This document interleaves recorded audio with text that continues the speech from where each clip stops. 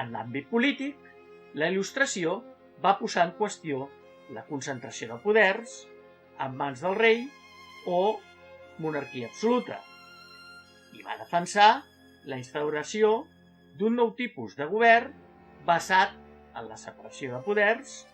i la sobirania popular, així com les idees de llibertat i igualtat, valors que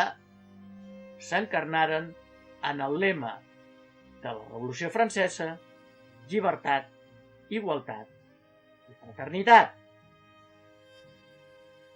Montesquieu va proposar la separació o divisió de poders en legislatiu, el Parlament, executiu, el govern i judicial, els tribunals, que encara regeix en els sistemes polítics anomenats democràcies avui en dia i que va proposar en la seva obra l'esperit de les lleis del 1748. Rousseau va establir en la seva obra El contracte social, 1762, la idea que només la voluntat popular o la capacitat de decidir del poble sobre les lleis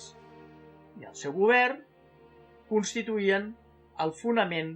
dels sistemes polítics. És el concepte de sobirania popular. El poble, mitjançant el sufragi, és a dir, unes eleccions, elegia els seus representants encarregats d'elaborar les lleis i governar. L'òrgan representatiu de la sobirania popular seria el Parlament o poder legislatiu que, segons Voltaire,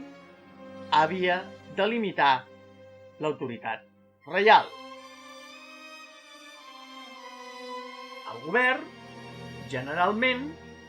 era triat entre els membres del Parlament, de manera que indirectament també el poble escollia el poder executiu encarregat de governar i fer complir les lleis. Rousseau defensava també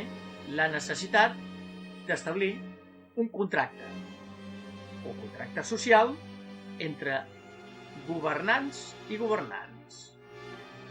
que regís pels principis de sobirania popular, separació de poders, parlamentarisme, sufragi, llibertats, que va inspirar la redacció de les primeres constitucions polítiques escrites, com la dels Estats Units de 1787 o la francesa de 1791, i també les primeres declaracions de drets